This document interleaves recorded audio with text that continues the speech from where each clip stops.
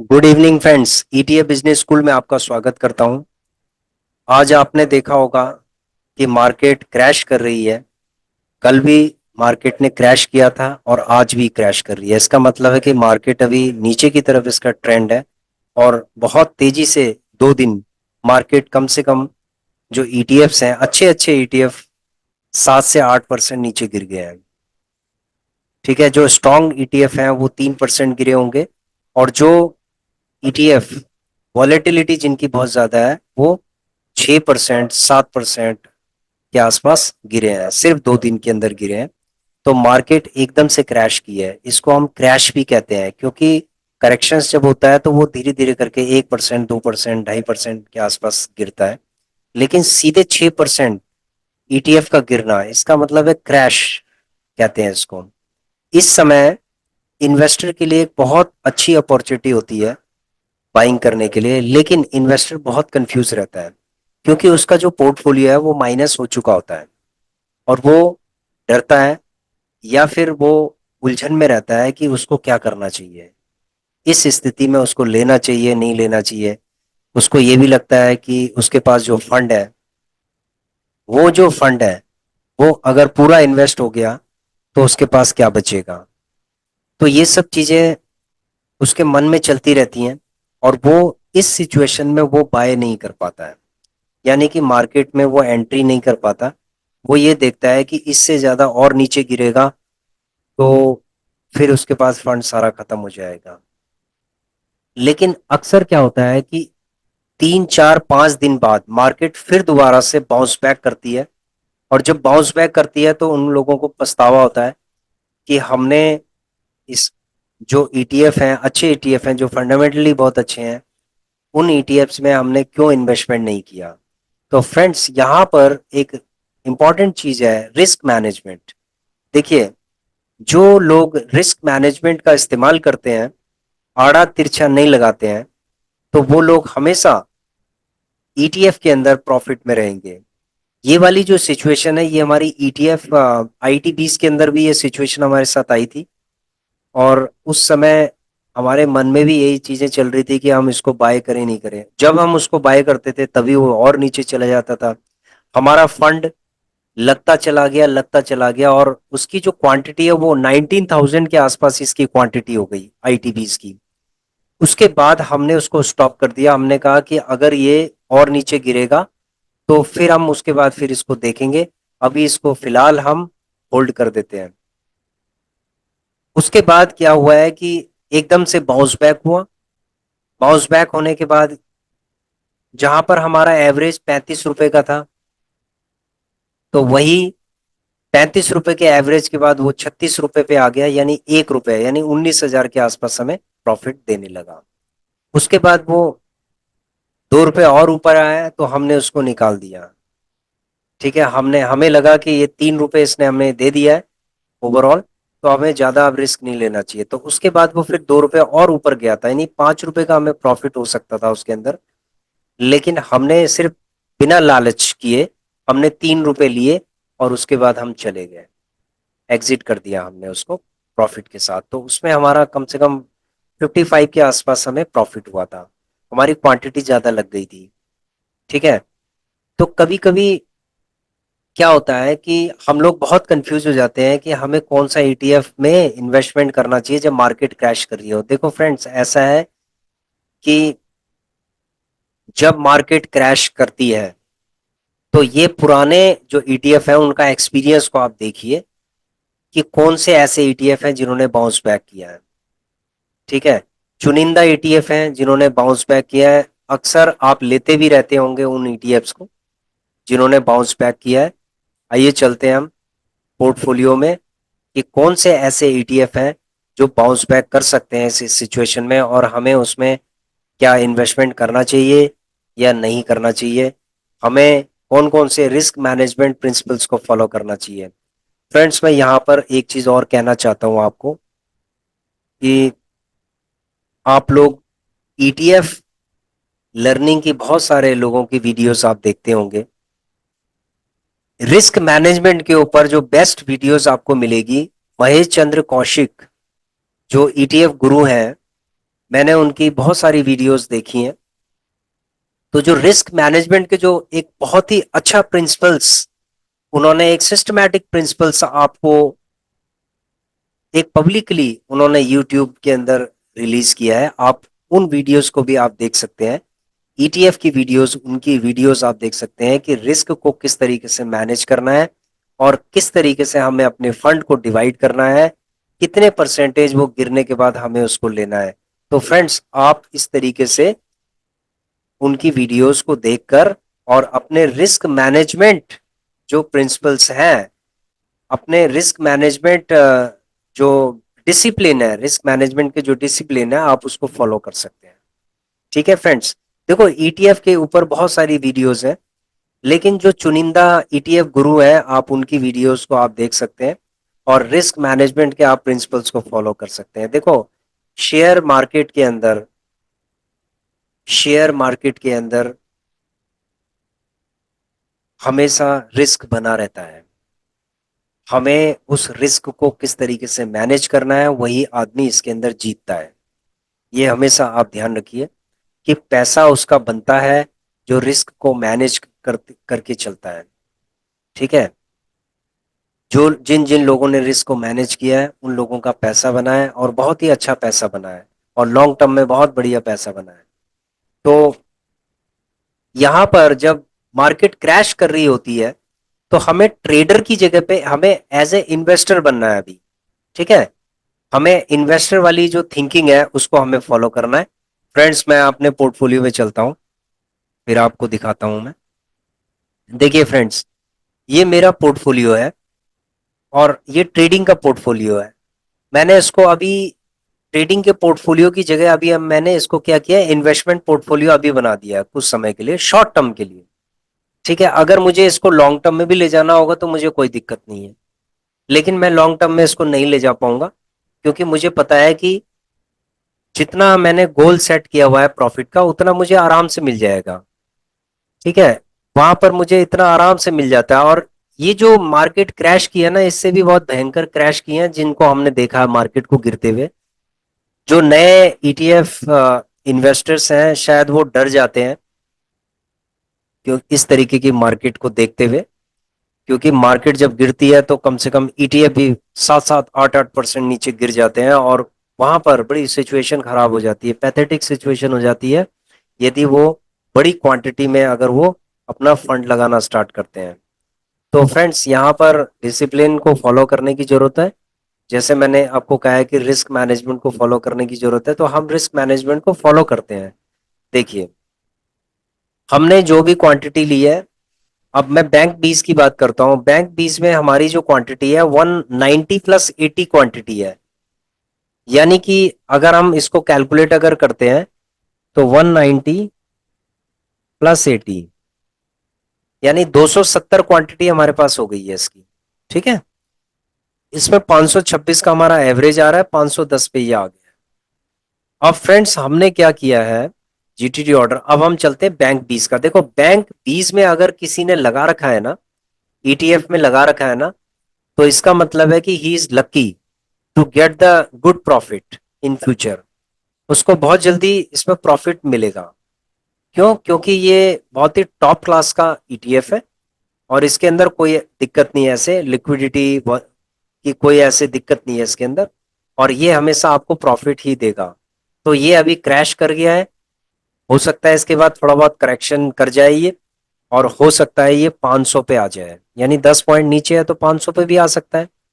तो 10 पॉइंट नीचे हम क्या करते हैं, आज भी हमारा 509 यानी 510 पे हमारा बाय हो गया था, 30 क्वांटिटी हमने बाय की थी। तो अगर हम होल्डिंग में चलते हैं, देखो यहाँ पर हमारे डीमैट अकाउंट के अंदर एक होल्डिंग का ऑप्शन होता है जहां पर हमारे होल्डिंग्स होते हैं। ठीक है। नए ईटीएफ इन्वेस्टर्स ये ध्यान रखें कि होल्डिंग उनको पता होना चाहिए कि होल्डिंग कहां पर होता है। ये होल्डिंग होता है, ये पोजीशन होता है। जो हमारा आज का बाय हुआ है या सेल हुआ है वो पोजीशन के अंदर आ जाता है, और जो हमारा आज के बाद आज के बाद जो हमारा होगा वो होल्डिंग के अंदर चला जाता है। तो हम बैंक बीज की बात करते हैं, तो बैंक बीज में हम क्या करते हैं, अगर एक फ्लक्चुएशन और आएगी, मान लीजिए 1% की या 1% की या 1.5% की, कोई भी अगर फ्लक्चुएशन आती है अगर, ठीक है, तो उसके लिए हम तैयार हैं। तो यहां पर हम क्या करते हैं, अभी बैंक बीज में जीटीटी ऑर्डर लगाते हैं फ्रेंड्स, जीटीटी ऑर्डर लगाते हैं इसके अंदर, और हम लगाते हैं 500, 500 में, 500 में हम लगाते हैं 100 क्वांटिटी। ठीक है फ्रेंड्स, हमने 500 में कितना लगाया है, 100 क्वांटिटी का हमने लगा दिया है। इसको हमने कर दिया, ये 50,000 हो गया है, इसको हमने क्या किया, प्लेस कर दिया। तो अगर ये 500 में आ गया तो हमारा बाय हो जाएगा। ये देख लेते हैं हम कि हमारा और किसी में तो नहीं है। बैंक बीज हमारा 510 में, सॉरी 505 में था, हम 505 का हटा देते हैं इसके अंदर, इसको डिलीट करते हैं। हमने 500 पे इसको लगा दिया है। ठीक है, 500 में 100 क्वांटिटी हमने इसके अंदर लगा दिया है। ठीक है, तो अगर ये फ्लक्चुएशन बनेगी 500 की तो ये आ जाएगा, नहीं तो ये कोई बात नहीं, इसको चलने दो, इसको कोई दिक्कत नहीं है। अगर ये 505 पे आएगा, 507 पे आएगा, 500 जितने पे भी आएगा, फिर हम उसके हिसाब से स्ट्रेटेजी बनाएंगे कि इसको हमें लेना चाहिए नहीं लेना चाहिए। ठीक है फ्रेंड्स, तो हमने इसको 500, 500 पे लगा दिया हमने। ठीक है, उसके बाद हम चलते हैं दोबारा होल्डिंग में। उसके बाद हम देखते हैं गोल्ड बीज का, गोल्ड बीज की स्थिति क्या है। गोल्ड बीज आज थोड़ा बहुत गिर गया था, तो गोल्ड बीज की अभी सिचुएशन ठीक है। तो गोल्ड बीज का हमने जो जीटीटी ऑर्डर लगा रखा है 57.50 पे लगा रखा है, अभी 58 पॉइंट्स, यानी 1 रुपए नीचे हमने लगा रखा है लगभग। ठीक है, कितना लगा रखा है, 1 रुपए नीचे, जस्ट होल्डिंग ऑर्डर्स में देखते हैं। 1 रुपए नीचे हमारा गोल्ड बीज लगा है 1000, 1 रुपए लगभग नीचे है। तो ये भी 1000, मतलब 50,000 के आसपास लग गया हमारा। ठीक है, 50 से 60,000 के आसपास हमारा लगा हुआ है, इसको लगे रहने दो। तो एक तो गोल्ड बीज हो गया, एक बैंक बीज हो गया। उसके बाद हम चलते हैं अगले उसमें। अगला हमारा एलटी गिल्ड बीज है। एलटी गिल्ड बीज हमारा कोई दिक्कत नहीं है, ये हमारा पार्किंग है। ठीक है, ये हमारा इमरजेंसी फंड है। अगर हमें लगेगा कि मार्केट और क्रैश कर गई है तो ये क्रैश नहीं करेगा। आप देख रहे होंगे कि ये हमारा 4,4107 रुपए का हमारा प्रॉफिट दे रहा है। जितनी मार्केट गिरेगी उतना ही और ऊपर आएगा ये। ठीक है फ्रेंड्स, जितनी मार्केट गिरती है ये और ऊपर आएगा। आज थोड़ा सा फ्लक्चुएशन इसने नीचे की तरफ किया है, नहीं तो ये 5100 रुपए 5200 रुपए पे चला गया था। तो कोई दिक्कत नहीं है, एटलीस्ट हमें लॉस नहीं दे रहा है, हमें फायदा दे रहा है। ठीक है, मार्केट नीचे क्रैश कर गई है लेकिन ये तो हमारा पॉजिटिव है, कोई दिक्कत नहीं है, 4,000 रुपए हमें प्लस में दे रहा है। तो ये हमारा इमरजेंसी फंड है। मार्केट अगर धराशायी हो गई और ज्यादा, तो हम क्या करेंगे, इसको सेल करके, और उसके बाद हम जो टॉप क्लास के हमारे जो ईटीएफ्स हैं, हम उनके अंदर सारा ये जो फंड है 2,60,000 रुपए, हम सीधे इसको सेल करने के बाद और उसके बाद हम उन पे लगा देंगे सब पे।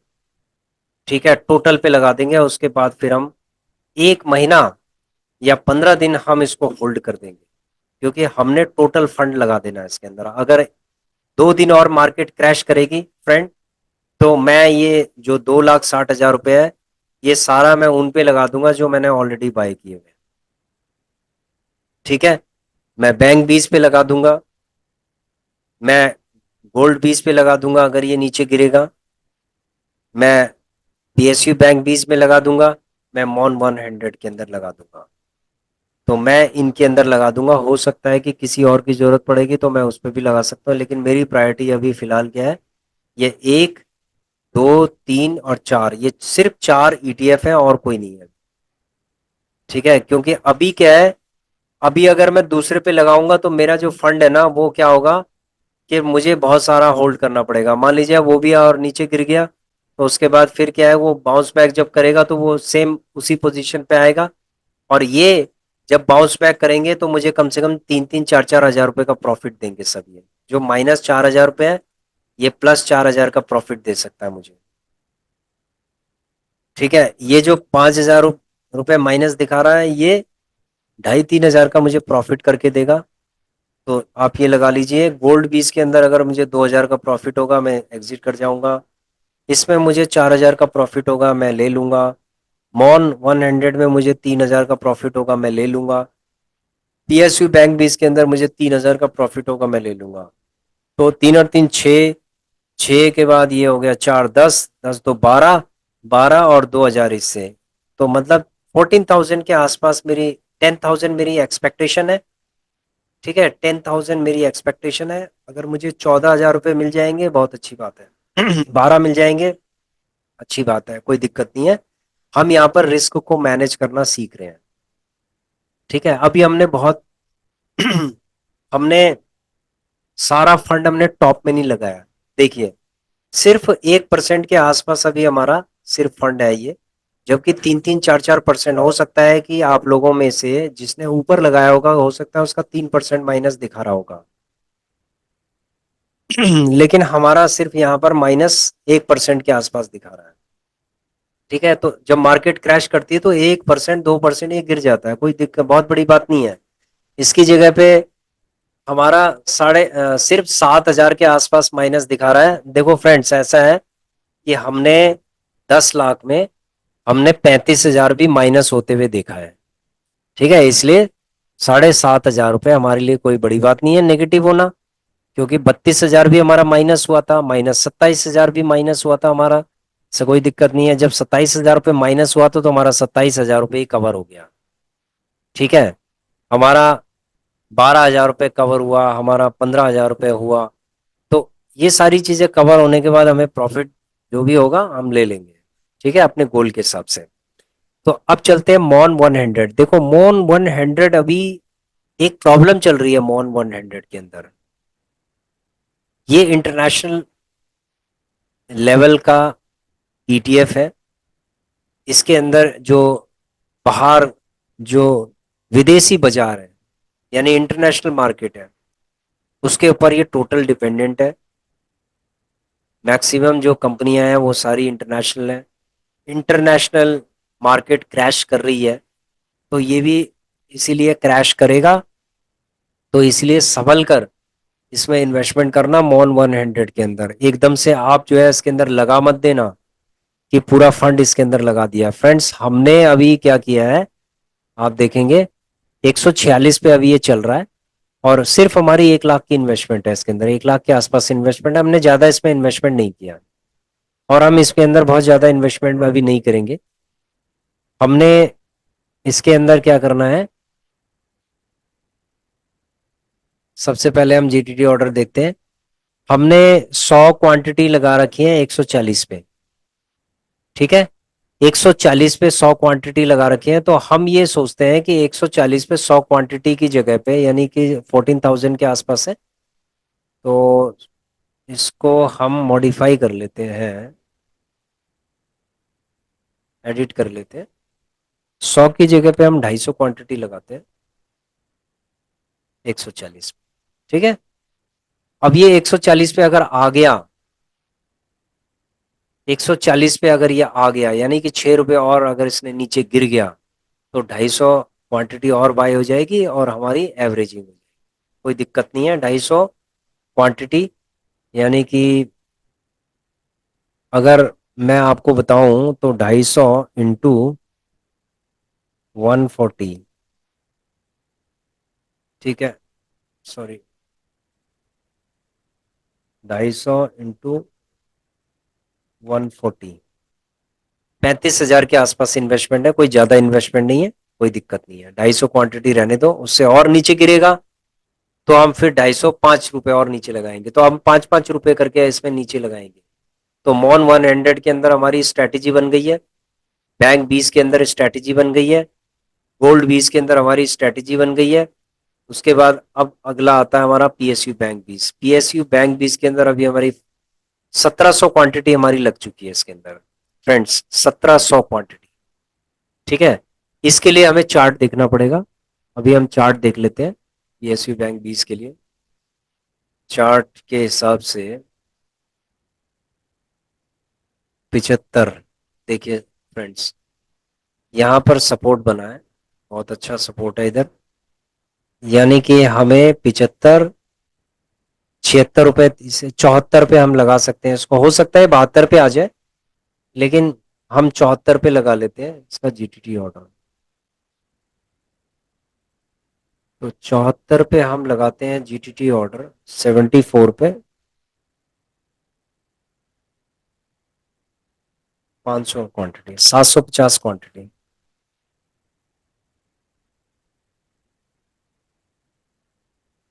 ठीक है फ्रेंड्स, 750 क्वांटिटी कितने की हो गई है? 750 इंटू 74, 55,000। ठीक है, 50 से 60 के बीच में हम लगा सकते हैं।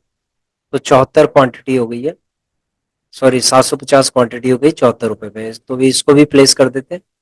तो अब ये जीटीटी ऑर्डर हम दिखाते हैं आपको कि जीटीटी ऑर्डर देखिए, पीएसयू बैंक 20 में हमने क्या किया है कि 76 रुपए कुछ पैसे पे है, तो हमने 2 रुपए इसको नीचे लगा दिया है और 750 क्वांटिटी हमने लगा दी है। ठीक है, उसके बाद मॉन 100 के अंदर हमने 250 क्वांटिटी लगाई है, बैंक 20 में हमने 100 क्वांटिटी लगाई है, एलटी गिल्ड 20 के अंदर हमने लगाया था ऐसे ही। अब ये 26 रुपए 37 पैसे पे, ये 26 रुपए 30 पैसे पे, शायद ये बहुत मुश्किल है इसका आना। एनीवे कोई बात नहीं, अगर मार्केट नीचे गिरती है तो ये ऊपर बढ़ेगा और उसके बाद हम दूसरे ईटीएफ को हम ले लेंगे। गोल्ड 20 के अंदर भी हमने 1000 की क्वांटिटी लगा रखी है, तो ये हमने जीटीटी ऑर्डर लगा दिया है। ठीक है, ये सारे टॉप क्लास के हैं, कोई दिक्कत नहीं है, पुराने ईटीएफ है, कोई दिक्कत नहीं है। नए ईटीएफ में प्रॉब्लम होती है, वॉलेटिलिटी की प्रॉब्लम होती है और उनका पता नहीं होता कि वो किस दिशा में चले जाएंगे। ठीक है, लेकिन ये बाउंस बैक करेंगे। तो फ्रेंड्स ऐसा है कि पीएसयू बैंक 20 बाउंस बैक करेगा, मॉन 100 बाउंस बैक करेगा, बिल्कुल करेगा bounce back. International market crash हो चुकी है, तो उसका एक अपॉर्चुनिटी आपको दी है, ये बाउंस बैक करेगा। ठीक है, क्योंकि एफ आई डी आई के हैं, जब सेल करते हैं तो बाय भी करते हैं। उसके बाद बैंक 20 के अंदर भी बाउंस बैक की अपॉर्चुनिटी आएगी। गोल्ड गोल्ड 20 के अंदर, गोल्ड 20 अभी ऊपर की तरफ ट्रेंड बनाएगा ये, क्योंकि जब मार्केट नीचे गिरती है तो गोल्ड 20 ऊपर की तरफ आता है। तो ये, क्योंकि इसमें लोग इन्वेस्टमेंट करना स्टार्ट कर देते हैं। तो वैसे देखा जाए तो बहुत सारे इसके अंदर ईटीएफ है। तो आप लोगों ने देखा, आप लोगों ने जिन ईटीएफ के अंदर लिया हुआ है ना, मुझे नहीं पता कि आपने किस ईटीएफ में लिया हुआ है, किन ईटीएफ में लिया है, लेकिन एक चीज ये ध्यान रखिए कि ट्रेडिंग के लिए कभी भी आप नए ईटीएफ के अंदर कभी ट्रेड मत कीजिए। जैसे एवीएसएल बैंक ईटीएफ है, ये जो नए जितने भी ईटीएफ है, जो नए नए ईटीएफ है, इनके अंदर अगर आप करेंगे, जैसे ईवी इंडिया है, इसके अंदर बिल्कुल भी ट्रेडिंग मत कीजिए आप।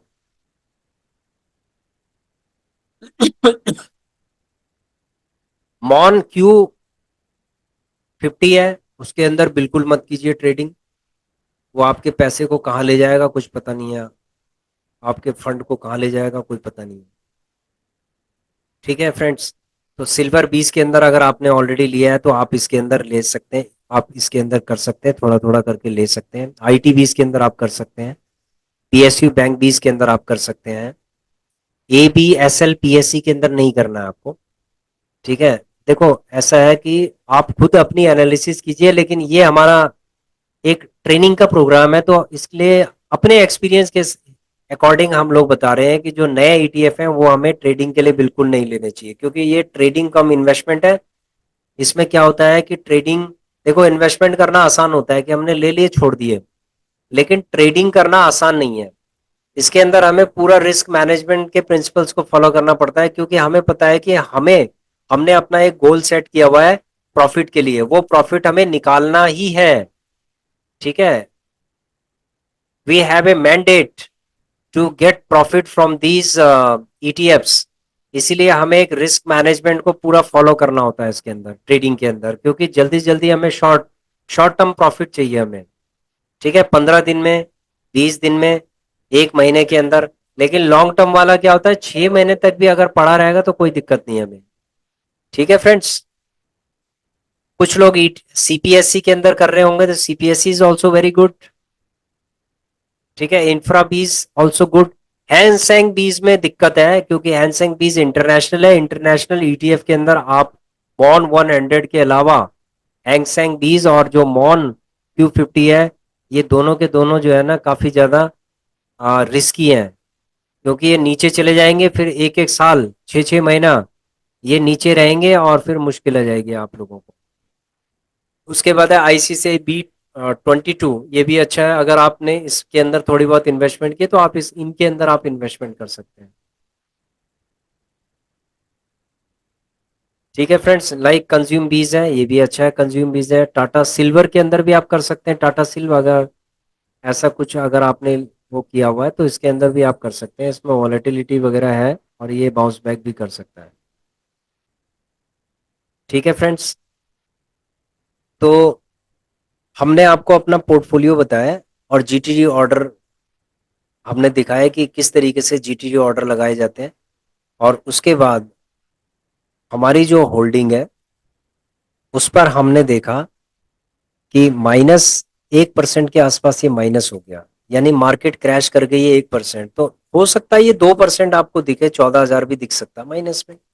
कोई बहुत बड़ी बात नहीं है कि ये 14,000 के आसपास दिख सकता है। कि अगर हमारा अगर मार्केट उस लेवल पे चलेगी जहां पर हमारे जीटीटी ऑर्डर है, तो इसका मतलब है कि ये 14,000 से लेकर 20,000 भी आपको माइनस दिख सकता है। ठीक है, कोई बड़ी बात नहीं। ठीक है फ्रेंड्स, कोई बड़ी बात नहीं है। लेकिन ये बाउंस बैक करके जब आएगा तो 15 to 20 आ सकता है। ठीक है, जब 15 to 20 आएगा तो हम उसमें से लेके निकल जाएंगे अपना प्रॉफिट। ठीक है फ्रेंड, तो ये इसके अंदर ये समझने की बहुत जरूरत है कि किस तरीके से हमें अपना रिस्क को मैनेज करना चाहिए। देखो, मार्केट जब क्रैश करती है तो हमें पेशेंस के साथ खड़ा रहना पड़ता है। हमें कभी भी इम्पेशेंट नहीं होना है कि मैं ये वाला ईटीएफ ले लूं, वो वाला ले लूं, वो वाला ले लूं, वो वाला ले लूं। आपके पास लिमिटेड फंड है, अनलिमिटेड फंड तो है नहीं। देखो, मेरे पास सपोज 80 है। जस्ट ए सेकेंड, मैं आपको वो भी दिखा देता हूं। सपोज मेरे पास 86 है। तो 86 में मैंने जो जीटीटी ऑर्डर लगाए हुए हैं, आपने देखे होंगे जीटीटी, सॉरी जीटीटी ऑर्डर लगा रखे हैं। तो मैंने जीटीटी ऑर्डर उसके अकॉर्डिंग लगा रखे हैं। ठीक है, हम थोड़ा थोड़ा करके ऐसे नहीं लगाएंगे। जो बाय हो जाएगा इस सिचुएशन पे वही हिट कर जाएगा, वही उसकी क्वांटिटी सबसे ज्यादा हो जाएगी, और उसके बाद हम होल्ड कर लेंगे। बाकी को हम इसमें से दो भी हो सकते हैं मिल जाए हमें, एक हो सकता है कि मिल जाए। तो जो भी सिचुएशन बनेगी वो हमें मिल जाएगा, उसके बाद हम इसको होल्ड करेंगे। और होल्ड इज गोल्ड। अगर आप होल्ड करते हो तो वो गोल्ड है। ठीक है, तो रिस्क मैनेजमेंट के जो प्रिंसिपल्स है ना उसको आपको समझने चाहिए। तो इस तरीके से जैसे मैंने आपको बताया है कि रिस्क मैनेजमेंट के लिए आप कुछ यूट्यूबर है, कुछ ईटीएफ गुरुज हैं, उनकी भी वीडियोस आप देख सकते हैं कि हमें रिस्क को किस तरीके से मैनेज करना है, हमें अपने फंड को किस तरीके से डिवाइड करना है। जनरली क्या होता है ईटीएफ के अंदर, मैं शुरू से आपको बताता हूं कि हमें अपने फंड को हमेशा डिवाइड करके ही काम करना चाहिए। ठीक है, जिस तरीके से मैंने, अगर मैं डिवाइड करके नहीं करता काम, तो शायद मेरा ये 10% कम हो जाता। ठीक है फ्रेंड्स, 10% ये कम हो जाता। आज मेरा सिर्फ 1% कम है। अगर मैं रिस्क मैनेजमेंट को अगर फॉलो नहीं करता तो ये आज मेरा 10% माइनस हो जाता। या अगले 2 3 दिन और नीचे गिरेगी तो 10% फिर भी माइनस हो जाता। तो अगर ये नीचे भी गिरती है, 2 दिन भी नीचे गिरती है, तो मेरा -2% होगा। और मैक्सिमम टू मैक्सिमम 2.5% तक मेरा माइनस हो सकता है अगर मार्केट लगातार गिरती रही। ठीक है, तो इसको कहते हैं रिस्क मैनेजमेंट। तो ये चीज सीखने के बाद ही आएगी, और आप इसको सीखिए, और उसके बाद आप मार्केट के अंदर आप इन्वेस्टमेंट कीजिए। तो पेशेंस बहुत जरूरी है, और होल्ड कीजिए। कोई भी आपको, देखो ऐसा है कि यदि आपने किसी नए ईटीएफ के अंदर अगर आपने बहुत ज्यादा इन्वेस्टमेंट कर दी है, तो ये आपकी गलती होगी कि नए ईटीएफ के अंदर आप सारा पैसा नहीं जोड़ सकते। उसको लॉन्ग टर्म के लिए थोड़ा थोड़ा करके आप ले सकते हो, लेकिन ट्रेडिंग कभी भी नए ईटीएफ के अंदर नहीं करनी है। ट्रेडिंग हमेशा आपको जो रिलायबल होगा उसी के अंदर करनी है, जो बाउंस बैक कर देंगे उन्हीं के अंदर हमें ट्रेडिंग करनी है। ठीक है फ्रेंड्स, तो रिस्क मैनेजमेंट का मैंने आपको बता दिया है। पेशेंस से आपको खड़ा रहना है। मार्केट और भी नीचे क्रैश कर सकती है, कोई बहुत बड़ी बात नहीं है। शायद 6% और नीचे ईटीएफ और नीचे गिर जाए तो कोई बहुत बड़ी बात नहीं है। यहाँ पर आपको पेशेंस के साथ खड़ा रहना है और आड़े तिरछे ईटीएफ के अंदर कभी भी नहीं लगाना है। अगर आप कंफ्यूज हो रहे हो तो आप कमेंट कीजिए कि आप कौन से जगह पे आप कंफ्यूज हो रहे हो। यदि आपको कोई भी कंफ्यूजन लग रहा है तो आप मुझे कमेंट कीजिए, मैं उसका जवाब जरूर दूंगा आपको। ठीक है फ्रेंड्स, थैंक्स।